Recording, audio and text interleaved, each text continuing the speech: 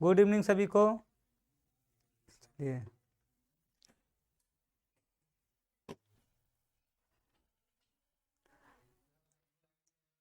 आज बिहार बोर्ड का रिजल्ट आया है ना? बिहार बोर्ड से कौन कौन है इसमें?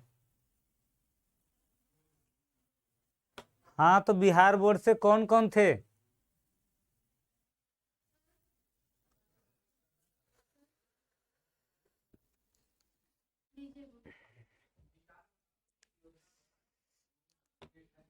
अरे बिहार बोर्ड से कौन कौन थे नहीं पता है?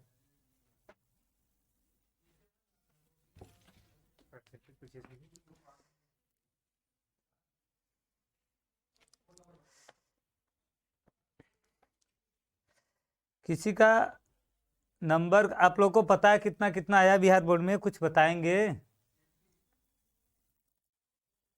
चलिए, अच्छा स्टार्ट करते हैं हम लोग क्वेश्चन। आप लोग बताने से रहे नंबर।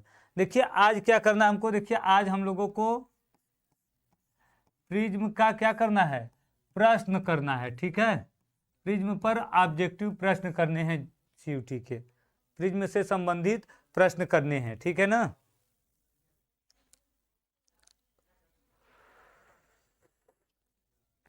सलमान खान, ठीक है। चलिए देखिए, इसमें देखिए पहला जो क्वेश्चन है हमारा, देखिए पहला क्या है।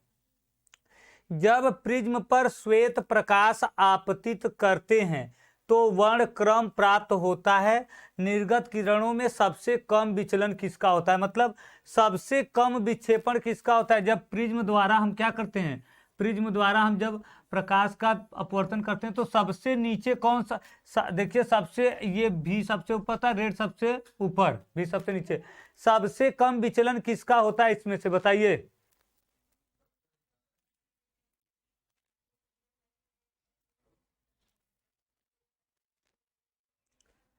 सबसे कम विचलन किसका होता है बताइए? बैगनी का, हरा का, लाल का, पीली का, किसका, किस रंग का विचलन सबसे कम होता है? प्रिंस कुमार वर्मा जा रहा है सी, विशाल गौतम सी, रंजना रेड,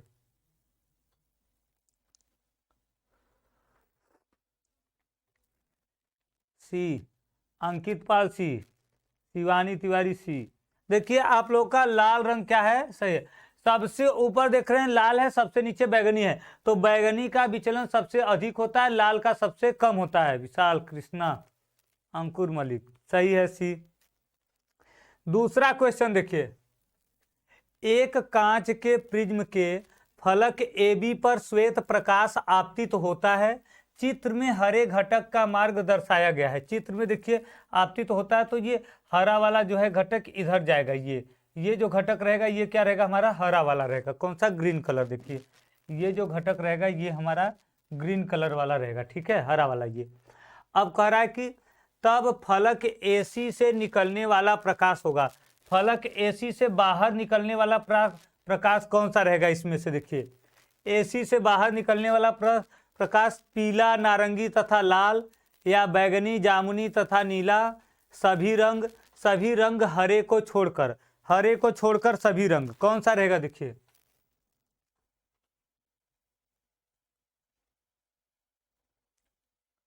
इसमें देखिए ये रहेगा आपका A नंबर। कौन सा रहेगा? देखिए पीला, नारंगी तथा लाल हो सकता है, पीला, नारंगी और लाल रंग का हो सकता है। ठीक है,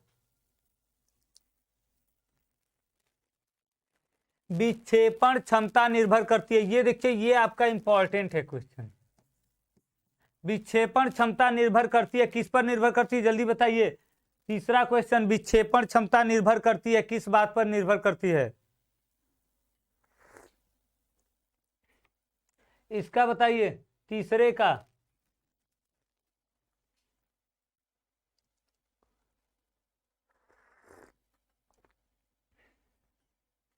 विक्षेपण क्षमता निर्भर करती है। देखिए विक्षेपण क्षमता आपकी निर्भर करती है प्रिज्म के पदार्थ पर। प्रिज्म का पदार्थ किसका बना है, किस कांच का बना है, मतलब या तो उसका अपवर्तनांक कितना है उस पर निर्भर करती है। मतलब उसके बने हुए पदार्थ पर, उसके आकार से मतलब नहीं है, चाहे बड़ा हो चाहे छोटा हो, प्रिज्म के अपवर्तन कोण पर भी निर्भर नहीं करती है, प्रिज्म के ऊंचाई पर भी निर्भर नहीं करती है। जब आकार पे नहीं करे तो उसके ऊंचाई पर भी निर्भर नहीं करेगी। आपका किस पर करेगा? प्रिज्म के पदार्थ पर, जिस पदार्थ का बना है उसका अपवर्तनांक कम है कि अधिक, इस बात पर निर्भर करती है। कौन सा आएगा? B number option.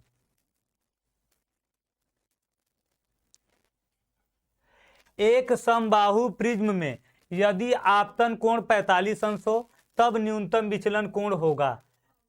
आपतन कोण 45 अंश हो तब न्यूनतम विचलन कोण कितना होगा ये बताना है। न्यूनतम विचलन कोण कितना आएगा? देखिए यहाँ पे दे दिया है आई बराबर कितना दे दिया है? 45 अंश। और कितना दे दिया है? ए बराबर, देखिए समबाहु प्रिज्म है तो समबाहु त्रिभुज में सभी कोण कितने के होते हैं? 60 अंश के होते हैं। और विचलन कोण हम जानते हैं डेल एम बराबर कितना होता है? 2i माइनस ए होता है। तो देखिए कितना हो जाएगा? 2 गुणे 45 माइनस 60 कितना हो जाएगा? 90 माइनस 60 हो जाएगा, तो कितना हो जाएगा? 30 डिग्री, 30 अंश का आ जाएगा। देखिए आपका दे दिया है कि आपतन कोण आई कितना है? 45 अंश, और प्रिज्म कोण 60 अंश, क्योंकि कह दिया है समबाहु प्रिज्म है, मतलब समबाहु त्रिभुज से बनेगा। तो समबाहु त्रिभुज के तीनों कोण कितने के होते हैं? 60 अंश के होते हैं, 60। तो ये आपका 60 अंश हो जाएगा। अब फार्मूला होता है विचलन कोण का, क्या होता है? देखिए 2i माइनस ए।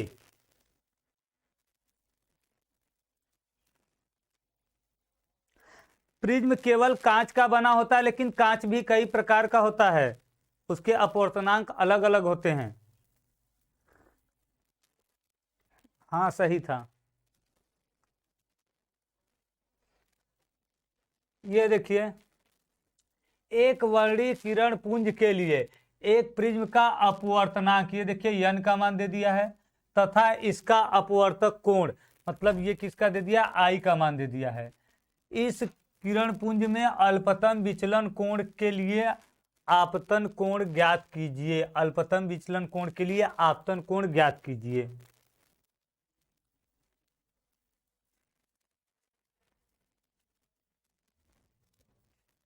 आपतन कोण ज्ञात करना है हमको।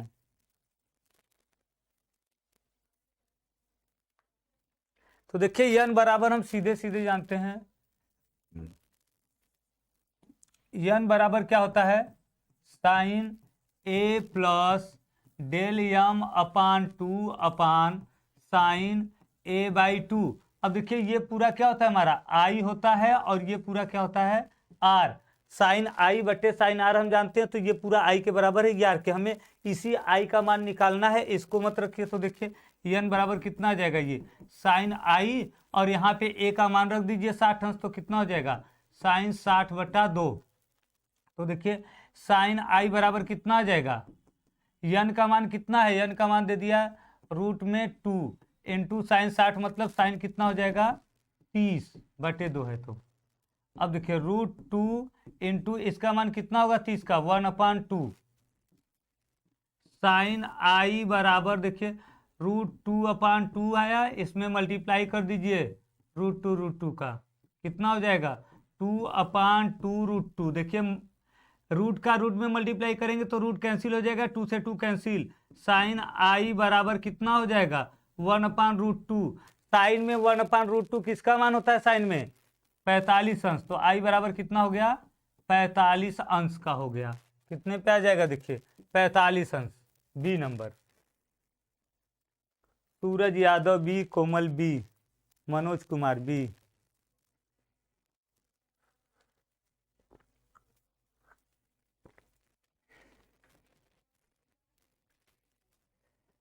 अगला देखिए अपवर्तनांक √3 के एक समबाहु प्रिज्म में आपतन कोण थीटा के लिए प्रिज्म में अपवर्तित किरण आधार के समांतर होती है। थीटा का मान क्या होगा? आधार के क्या होती है? देखिए समांतर होती है, और हमको थीटा का मान ज्ञात करना है। इसको सॉल्व करिए।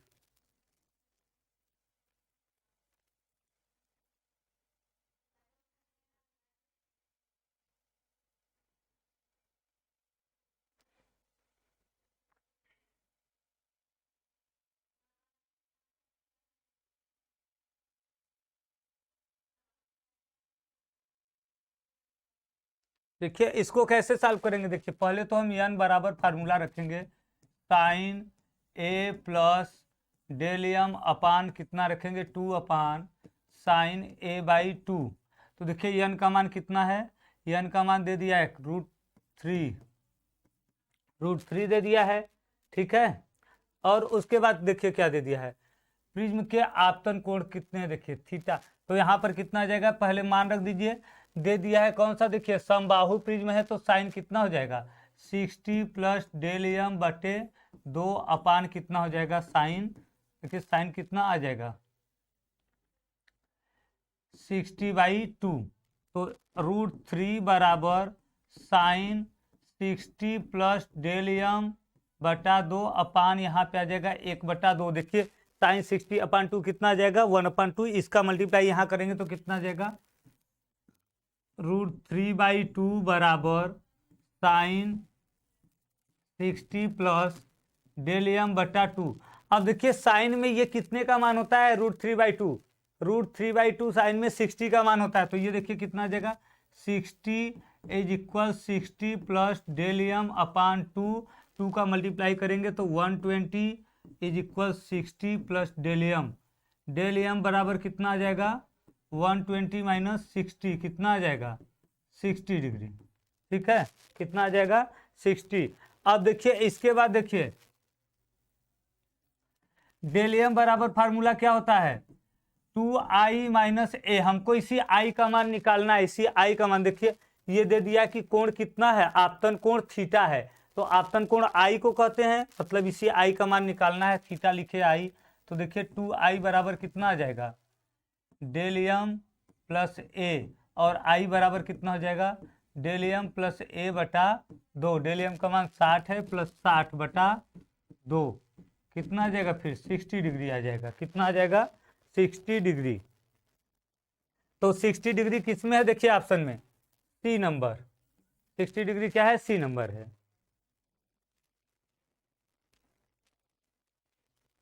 ये देखिए सॉल्व करिए, हमारा नेत्र निम्न तरंग दैर्ध्य के प्रति अधिकतम सुग्राही होता है, ये भी देखिए इंपॉर्टेंट है। किस इसमें से किस प्रकाश के तरंग दैर्ध्य के लिए हमारा नेत्र अधिकतम सुग्राही होता है, मतलब कि अधिक से अधिक प्रकाश को ग्रहण कर सकता है। इसमें से कौन सा सही है 7वां नंबर, किस रंग के प्रकाश के लिए अधिकतम सुग्राही है।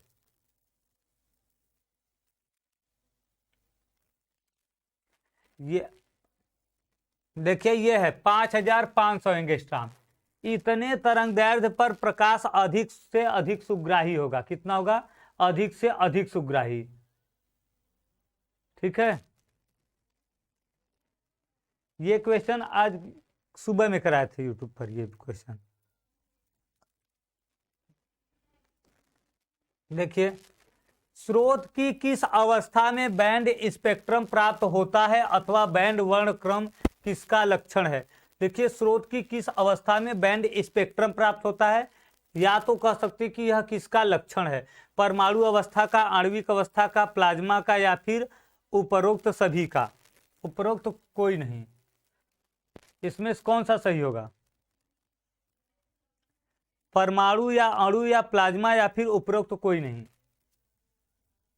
8वां देखिए स्रोत की किस अवस्था में बैंड स्पेक्ट्रम प्राप्त होता है, मतलब बैंड स्पेक्ट्रम प्राप्त करने के लिए क्या चाहिए, देखिए हमें आणविक अवस्था चाहिए। कौन सा आणविक अवस्था, बैंड स्पेक्ट्रम प्राप्त करने के लिए कौन सा चाहिए आणविक अवस्था चाहिए।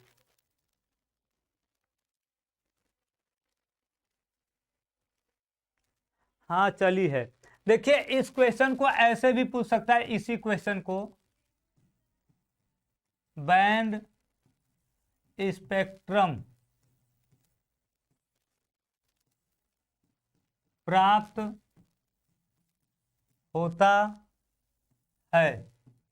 देखिए ऐसे भी क्वेश्चन दे सकता है, बैंड स्पेक्ट्रम प्राप्त होता है किससे होता है, परमाणु अवस्था से, आणविक अवस्था से, प्लाज्मा से, किसी से नहीं। तो क्या लिखेंगे आणविक अवस्था से। बैंड स्पेक्ट्रम किससे प्राप्त होता है, आणविक अवस्था से प्राप्त होता है, ठीक है। एक प्रिज्म द्वारा नापने से न्यूनतम विचलन कोण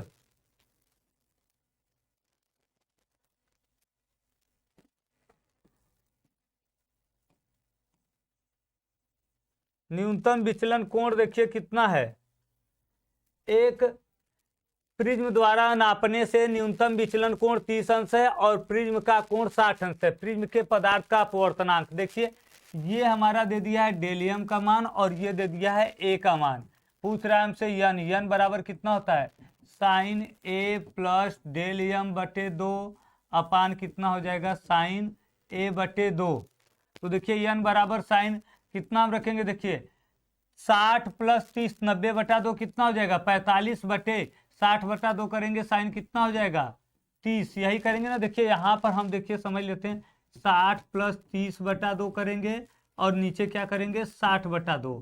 तो देखिए ये 60 बटा 2 कितना आ जाएगा 30 और 60 30 90 बटा 2 45 आ जाएगा। अब इसको सॉल्व कर दीजिए। देखिए इसका मान कितना होता है 1/√2 और इसका मान कितना होता है 1/2। 2 जाएगा ऊपर तो कितना हो जाएगा 2/√2। ठीक है, ऊपर नीचे मल्टीप्लाई कर दो, देखो √2 का तो ऊपर आ जाएगा 2√2 अपान नीचे 2 आ जाएगा, 2 से 2 कैंसिल, √2 का देखिए √2 में ही दिया है आंसर। आंसर किस में दिया है √2 में ही, तो √2 कर दीजिए। अगर दशमलव में देता तो इसी का मान रख देते 1.414, √2 या 1.414। दशमलव में देगा तो दशमलव में कर देंगे, रूट में देगा अगर ऑप्शन तो रूट में कर देंगे। ए नंबर सही है सबका। आरजू, कृष्णा, रंजना, अंकुर मलिक, दीपक चौहान सही है। चलिए भाई इसका दीजिए आप लोग आंसर। यदि एक प्रिज्म के लाल, पीले और बैगनी रंगों के लिए अपवर्तनांक 1.61 1.63 और हो तो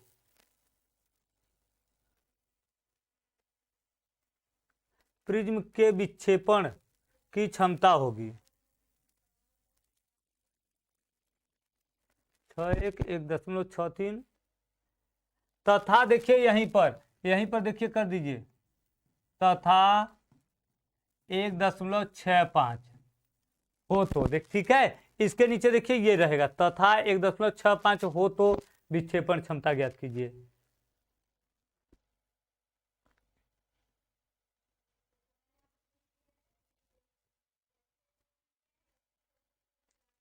लाल, पीले और बैगनी, देखिए ये लाल का है और ये पीले का है और ये बैगनी का है। हम फार्मूला पढ़े हैं, देखिए क्या पढ़े हम कि म्यू भी माइनस म्यू आर बटे म्यू वाई माइनस 1।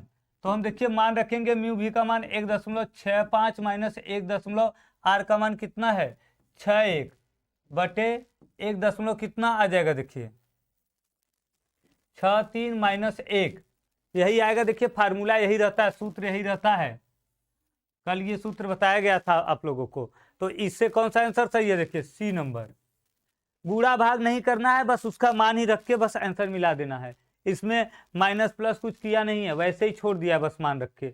तो जैसा ऑप्शन रहेगा उस हिसाब से हम भी करेंगे। अगर ये सॉल्व करके एक अंक में देता तो हम भी इसको घटा कर फिर भाग देकर तब निकालते मान। नहीं दिया तो वैसे ही छोड़ दीजिए।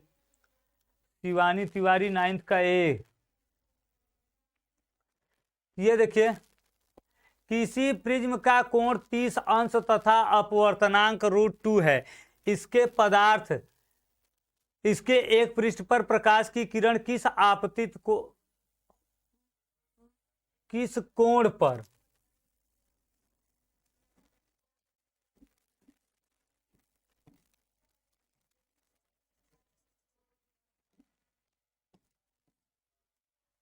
किस कोण पर आपतित हो जिससे वह अपवर्तन के बाद चमकीले तल से परावर्तित होकर अपने ही मार्ग पर वापस लौट जाए। मतलब सिंपल सी बात है कि पूर्ण आंतरिक परावर्तन हो जाए। तो किस कोण पर आपतित होगा कि उसका पूर्ण आंतरिक परावर्तन हो जाएगा। तो इसके लिए किस कोण पर आपतित होना होगा,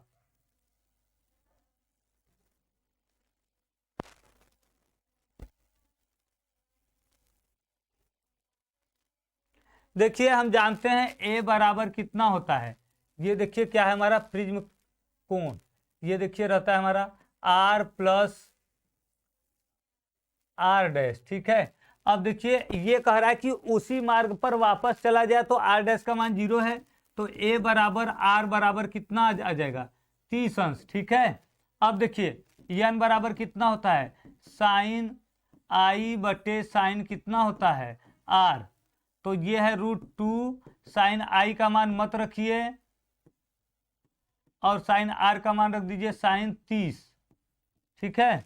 अब देखिए इसके बाद क्या करेंगे हम, साइन आई बराबर √2 साइन 30, साइन 30 का मान कितना होगा देखिए √2 × 1/2, तो ऊपर नीचे √2 का क्या कर दो गुणा कर दो, तो देखिए ये आ जाएगा साइन आई बराबर 2/2 तो 2 से 2 कट गया 1/√2, 1/√2 साइन में किसका मान होता है देखिए साइन आई, इसको भी हम साइन बदलेंगे तो साइन कितना हो जाएगा 45 अंश का मान है, तो आई बराबर कितना हो गया 45 अंश, 45 अंश। देखिए कौन सा है सी नंबर, सी नंबर कोमल, सी नंबर आरजू, सी नंबर राजा पटेल डी, हेमंत आपका डी आ रहा है। कैसे देखिए सिंपल सा है कि ये फार्मूला आपका होता है, या तो हम इसको R1 R2 भी कहते हैं।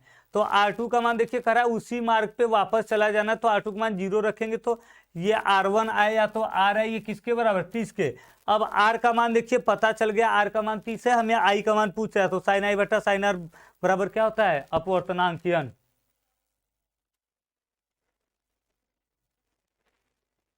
इंद्रधनुष के निर्माण में सूर्य से प्रकाश किरण का पानी की बूंदों में होता है।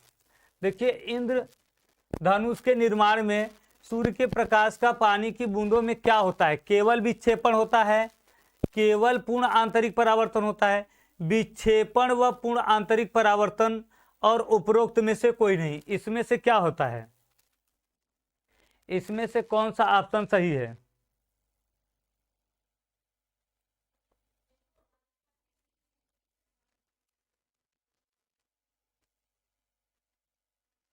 कौन सा ऑप्शन सही है 11th नंबर 11th विजय चक्रवर्ती, फिर से आंसर दीजिए।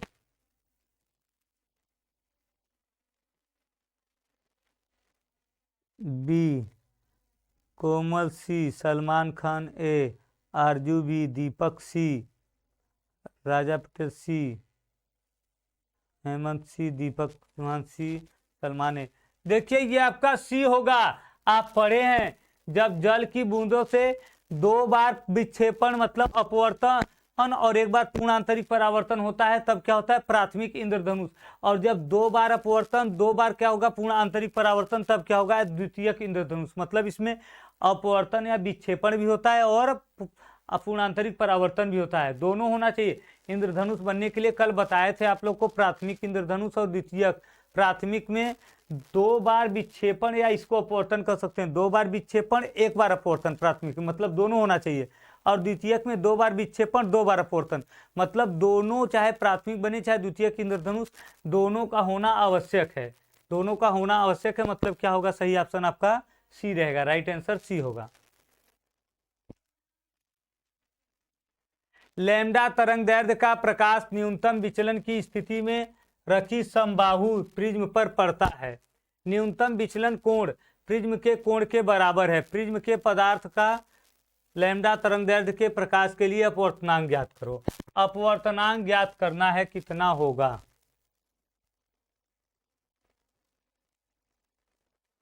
अपवर्तनांक ज्ञात करना है, कैसे ज्ञात करेंगे।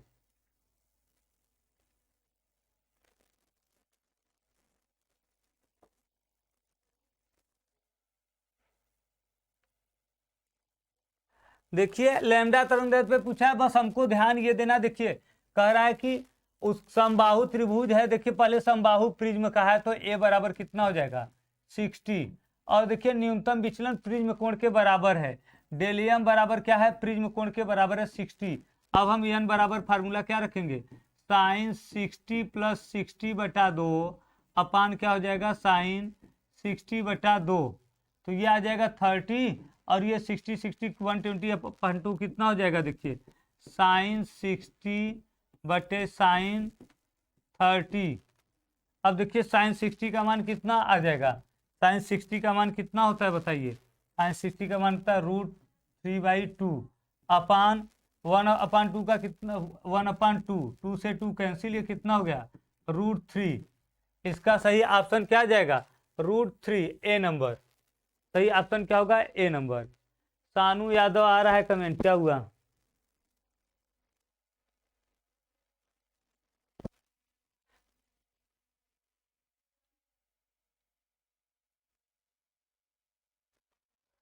मनोज कुमार, अभी को बस आपका यही सी दिखा है इसका, बाकी और किसी का तो दिख नहीं रहा है। रंजना डी नहीं सॉल्व किए, देखिए क्या आ रहा है, √3 आएगा। सानू यादव, कृष्णा ए, दीपक चौहान, मनोज आ रहा है भाई, तुम्हारा कमेंट आ रहा है, ठीक है। अभी को बस एक दिखा, इसके पहले वाला, और सब नहीं दिखा था। आगे चलें।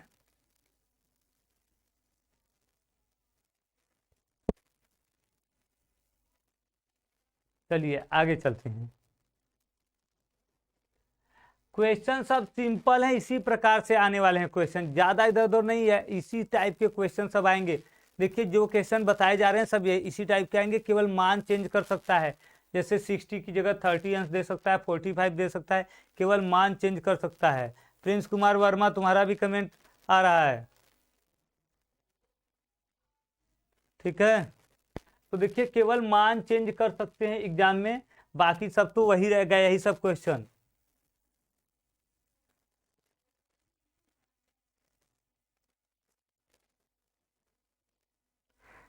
यूट्यूब पर पता नहीं प्रिंस, दिखा नहीं, तुम्हारा ध्यान नहीं दिए।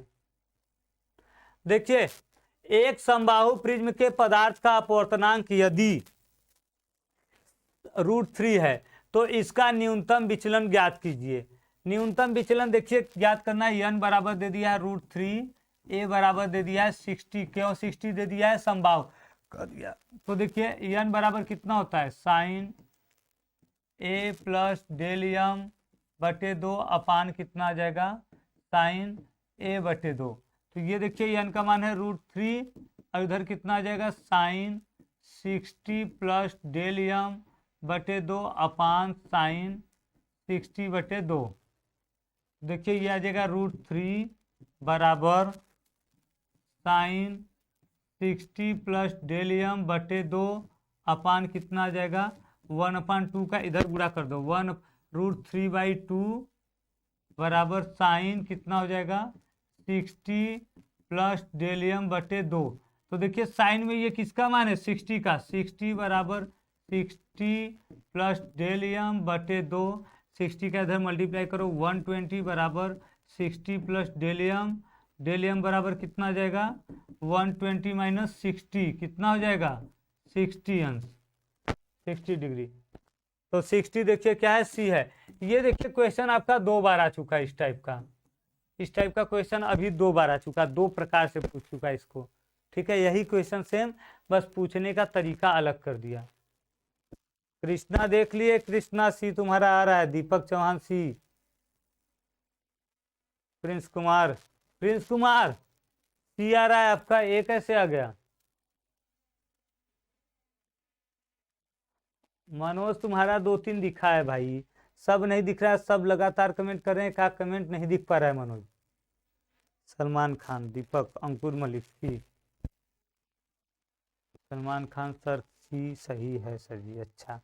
मनोज समझ में आ रहा है ना? देखिए कमेंट अगर एक आध क्वेश्चन में नहीं देख पा रहे हैं, सबका नहीं बोल पा रहे हैं सबका नाम, तो वो डिपेंड नहीं करता है, एक हर बार सबका नाम नहीं बोल पा रहे हैं, जिसका देख रहे हैं 4-5 लोग का, हर बार सबका देखेंगे तो टाइम आपका चला जाएगा, टाइम वेस्ट होगा। तो समझ में आ रहा है, जब आप पूरा टॉपिक रिवाइज करके क्वेश्चन देखेंगे तो पूरा समझ में आएगा, बस वही है जरूरी। अंकुर मलिक जा रहा है,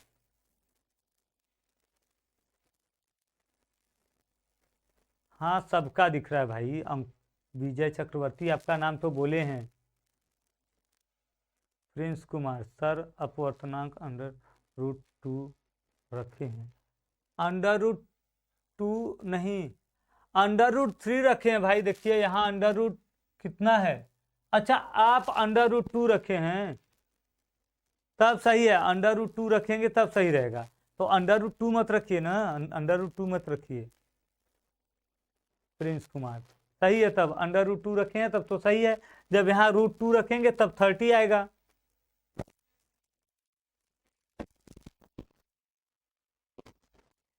रेखित वर्ण क्रम प्राप्त होता है। रेखित वर्ण क्रम किससे प्राप्त होता है? गर्म ठोस से, परमाणु की गैसीय अवस्था में, अणुओं की गैसीय अवस्था में, या द्रवों के कम तापक्रम पर। रेखीय वर्णक्रम किस पर प्राप्त होता है? इसमें से किसके लिए रेखीय वर्णक्रम प्राप्त होता है? देखिए रेखीय वर्णक्रम रहेगा तो रेखीय वाला किससे होगा? परमाणु से होगा। किससे? परमाणु की अवस्था से, परमाणु की अवस्था से। कोई बात नहीं है प्रिंस, आगे देखो। रेखीय वर्णक्रम प्राप्त होता है किससे होता है? देखिए परमाणु की गैसीय अवस्था से। याद रख लीजिए, देखिए ये सब चीज आपको दिमाग में बैठानी, याद करनी है। उदाहरण अभी बताए थे इसके पहले अणु वाला, अब ये क्या, अणु से देखिए क्या होता है, इससे देखिए बैंड स्पेक्ट्रम आता है। देखिए इससे क्या होता है? बैंड वाला, याद रखिए अभी आया था बैंड स्पेक्ट्रम, इससे बैंड स्पेक्ट्रम आता है। और ये क्या पूछा है? रेखीय स्पेक्ट्रम किससे आता है? परमाणु से। अणु से बैंड स्पेक्ट्रम, परमाणु से रेखीय स्पेक्ट्रम। इसको आप लोग याद करिए। देखिए अणु वाले से क्या होगा? अगर अणु अवस्था रहेगा तो बैंड स्पेक्ट्रम आएगा, और आपका परमाणु अवस्था से क्या होगा? रेखीय spectrum. B Raja Patel, B Sunil Kumar, B Ranjana, Prince Kumar Verma, D Deepak Chauhan, B Ankur Malik. D क्यों लिख दिया अंकुर? बी है, अब सही है।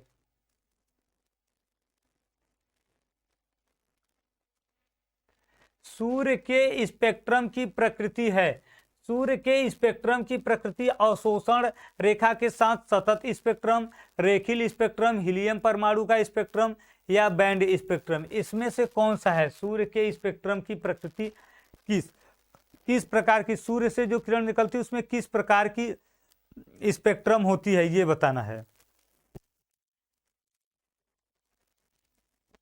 सूर्य से देखिए क्या होता है? अवशोषण। ठीक है, सूर्य से क्या होगा? अवशोषण प्रकृति, याद रखिए सूर्य से अवशोषण प्रकृति। ठीक है, अब ये देखिए प्रिज्म कोण ए वाले पतले प्रिज्म की सतह पर प्रकाश किरण आपतन कोण आई से आपतित होती है एवं वितरित सतह से अभिलंबवत निकलती है। यदि प्रिज्म के पदार्थ का अपवर्तनांक म्यू है तो आपतन कोण का मान लगभग होगा। आपतन कोण का मान लगभग में कितना आएगा?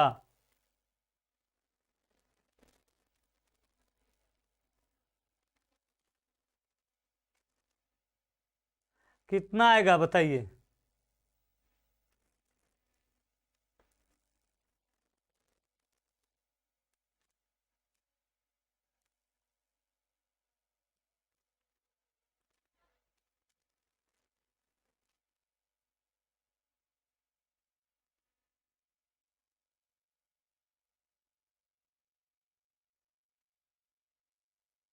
प्रिज्म के देखिए डेल यम,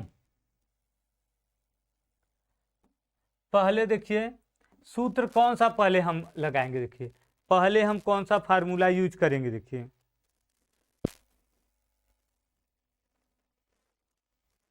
ए प्लस डेल बराबर कितना होगा? देखिए ए प्लस डेल बराबर आई प्लस ई, ये हम लोग पढ़े हैं। देखिए ये क्या है? देखिए प्रिज्म कोण, और ये क्या है? विचलन कोण,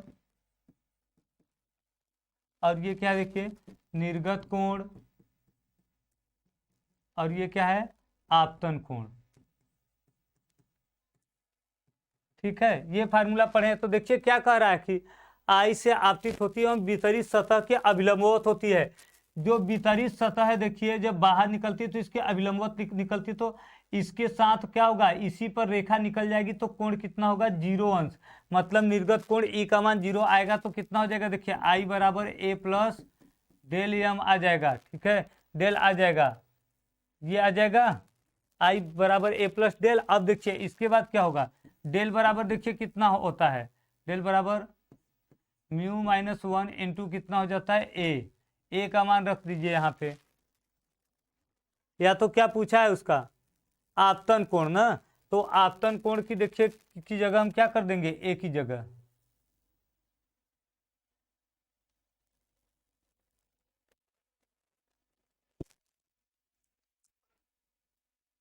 देखिए ऐसे कर दीजिए, डेल बराबर म्यू ए माइनस कितना हो जाएगा ए, अब ए को इधर भेज दीजिए तो कितना हो जाएगा डेल प्लस ए बराबर कितना हो जाएगा म्यू ए। अब देखिए डेल प्लस ए किसके बराबर है, ए प्लस डेल, ये आई के बराबर है, जो पूछा हमसे पदार्थ का अपवर्तनांक कितना हो, तो लगभग आपतन कोण आई का मान कितना होगा पूछा है, तो अब ये आई के बराबर, तो यहाँ आई बराबर कितना हो जाएगा म्यू ए, ठीक है, तो कौन सा ऑप्शन सही आएगा, ये सी नंबर जी, ठीक है। देखिए कैसे है, देखिए पहले हम ये फार्मूला जानते हैं कि प्रिज्म कोण प्लस विचलन कोण बराबर आपतन कोण प्लस निर्गत कोण। अब इसमें निर्गत कोण बोल दिया जीरो, क्योंकि ये लंबवत निकलता है, जब किसी कोण पर निकलता है झुककर तब कोण बनता है, उसी के सीध निकल रहा है लंबवत, मतलब ये क्या है कोण, निर्गत कोण, ई का मान जीरो रखेंगे, ये आ जाएगा। अब ये फार्मूला जो रहता है देखिए हमारा ये पतले प्रिज्म के लिए, किसके लिए, पतले प्रिज्म के लिए, और जब पतले प्रिज्म के लिए हम देखेंगे तो देखिए क्या होगा, इसका गुणा करेंगे, ए को इधर लाएंगे प्लस, अब ए प्लस डेल किसका मान है आई का, तो आई का मान है तो हम रख देंगे वहां पे आई का मान, तो आई बराबर कितना हो जाएगा म्यू ए।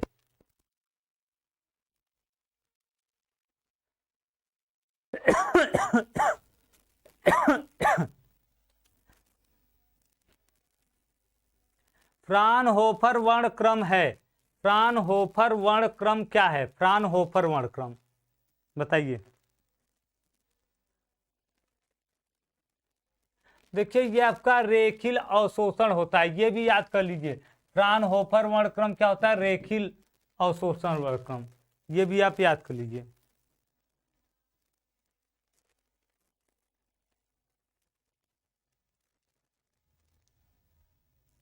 सेवेंटीन वाला अगेन देखिए, 17 वाला अगेन देख लीजिए,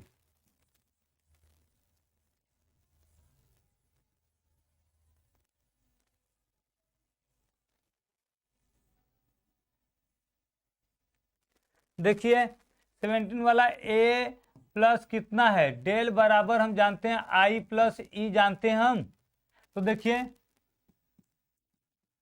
निर्गत किरण पृष्ठ के अभिलंबवत, पृष्ठ के अभिलंबवत है, अतः ई बराबर क्या होगा जीरो। जब देखिए लंबवत निकल रहा है, जब वो अभिलंब जो है अभिलंब से दूर हटकर जाएगा तब कौन बनेगा अभिलंबवत, मतलब वो अभिलंब पर ही जा रहा है, अभिलंबवत मतलब जो रेखा अभिलंब का है उसी रेखा पर ये किरण जा रहा है, तो कोण क्या हो जाएगा जीरो, तब ए प्लस डेल बराबर कितना आ जाएगा आई। अब हमें इसी आई का मान निकालना है ना, तो देखिए हम जानते हैं डेल बराबर कितना होता है म्यू माइनस वन इंटू ए। अब ये मान लाकर यहाँ पे हम रख देंगे, ये मान हम देखिए जहाँ यहाँ पर जैसे ही रखेंगे देखिए कितना आ जाएगा, देखिए ये मान हम यहाँ पे रखेंगे डेल का, तो A plus mu minus one into A बराबर आई, तो देखिए A plus mu A minus A बराबर आई, देखिए ए से ए कट गया, म्यू ए बराबर कितना हो गया आई, आपतन कोण कितना हो गया म्यू ए के बराबर, किसके बराबर हो गया म्यू ए के, ठीक है। देखिए पहले हम ये फार्मूला लगाएंगे, इसमें अभिलंबवत गुजर रहा है, अभिलंबवत निकल रहा है, मतलब कि ई बराबर क्या है जीरो है, जो निर्गत कोण है वो जीरो है, तो आई बराबर इसके बराबर आ जाएगा। अब हम जानते हैं कि डेल विचलन कोण का सूत्र ये होता है, तो विचलन कोण की जगह ये मान रख देंगे बस। अब क्लियर है ना,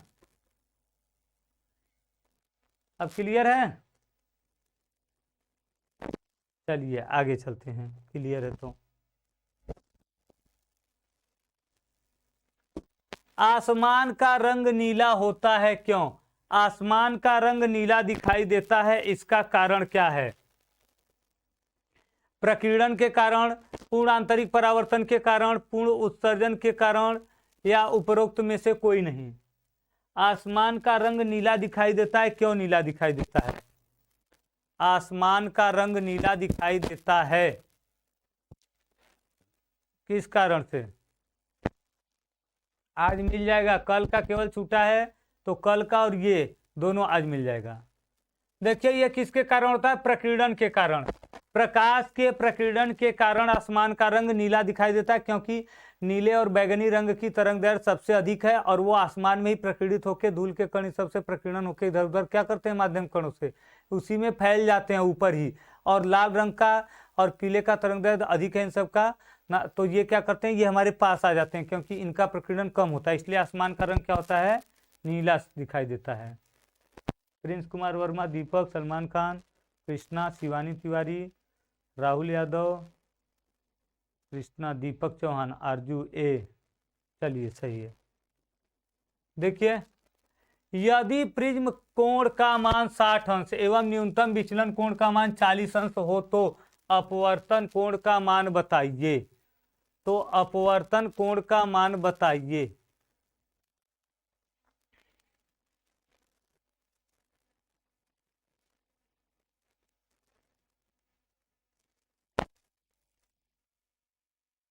अपवर्तन कोण का मान देखिए, मान बताना। देखिए n बराबर देखिए क्या होता है?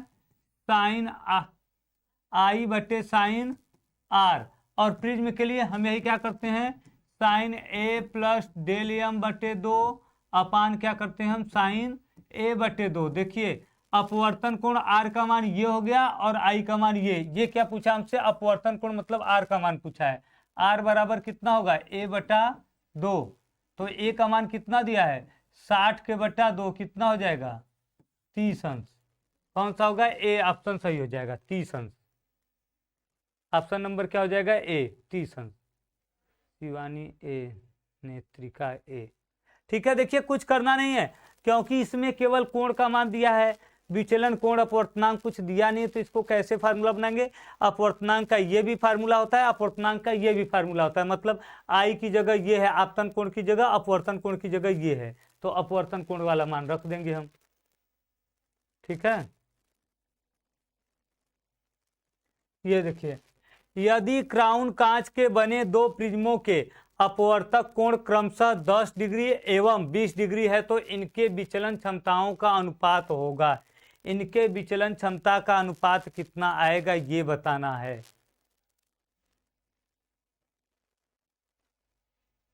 विचलन क्षमता का अनुपात कितना आएगा, कौन बताएगा? ये बताइए। 21 number, 21।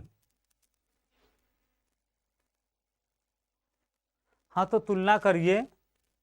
D, Prince Kumar Verma, D, Prince Kumar Verma.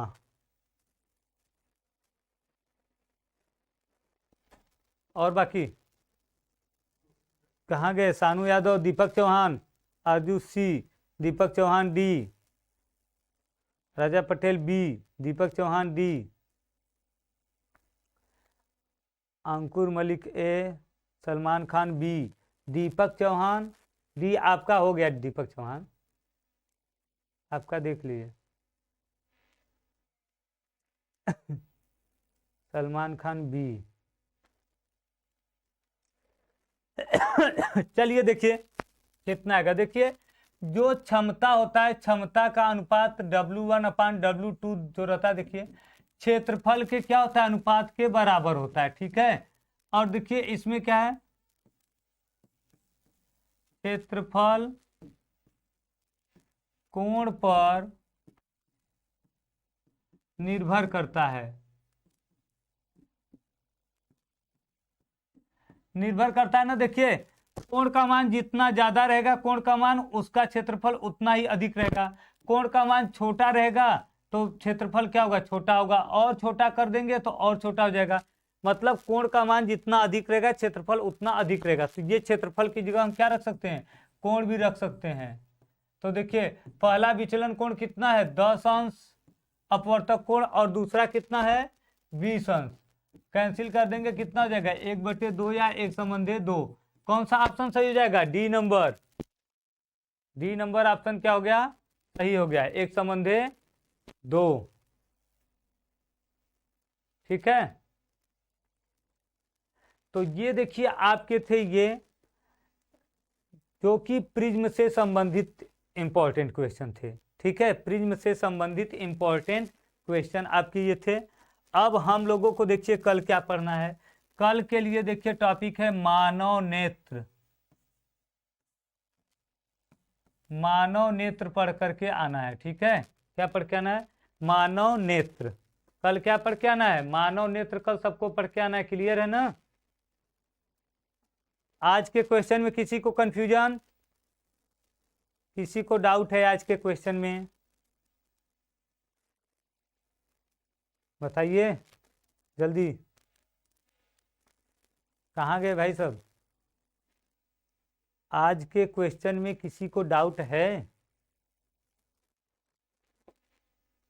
चलिए मतलब किसी को डाउट नहीं है। सब कंफर्म है ना। चलिए डाउट नहीं है तो अच्छी बात है तैयार करते रहिए। और कल हम लोग मिलेंगे टॉपिक कौन सा लेकर मानव नेत्र। मानव नेत्र के टॉपिक के साथ कल हम लोग क्या करेंगे फिर मिलेंगे। सुबह चलता है सुबह 8:45 पे चलता है यूट्यूब का क्लास।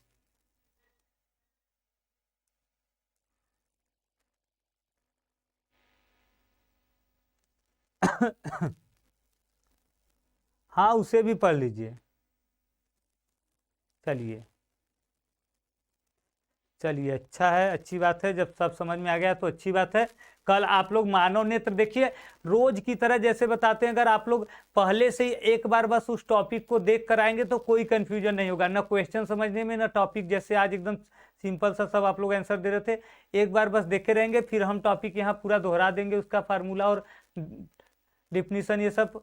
फिर उसके बाद क्वेश्चन करेंगे तो आप लोग एक बार पहले से देखे रहेंगे फिर हम बता देंगे पूरा एकदम क्या हो जाएगा कन्फर्म। नेत्रिका जो छूटा है उसके लिए डाउट नंबर है ना आपके पास उसको देख लीजिए फिर पूछ लिया करिए। डाउट नंबर है कि नहीं नेत्रिका।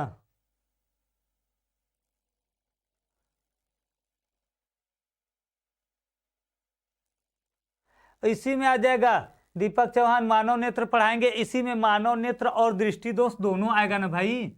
इसी में आपका दोनों आएगा दृष्टि दोष और उनके निवारण। मानव नेत्र दृष्टि दोष और उनके निवारण सब आ जाएगा इसी में।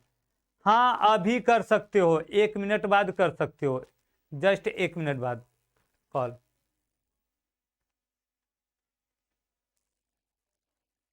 नहीं है डाउट नंबर।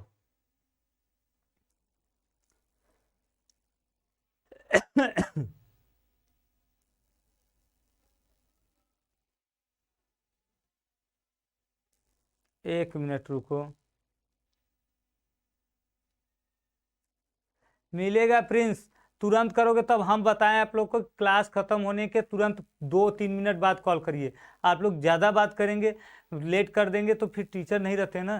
टीचर 15 मिनट तक आप रुकेंगे। डाउट नंबर पे आप कॉल करेंगे तो उसके अंदर अंदर तो बात हो सकती है। अब आप बाद में करेंगे 1-2 घंटे बाद तो वो टीचर नहीं रहते हैं। ठीक है 1 मिनट बता रहे हैं डाउट नंबर बता रहे हैं भाई। 1 मिनट में आप लोगों को डाउट नंबर हम बता दे रहे हैं। ठीक है 1 मिनट बस रुकिए हम डाउट नंबर बता दे रहे हैं।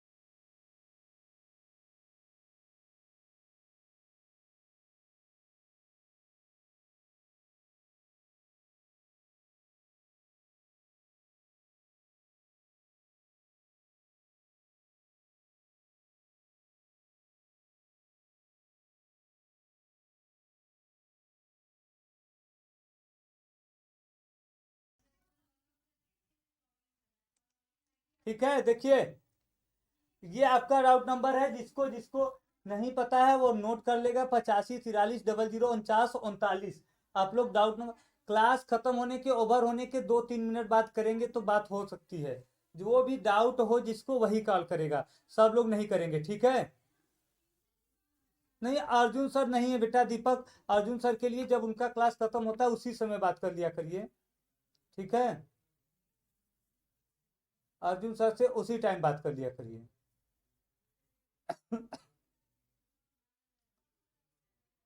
चलिए ठीक है।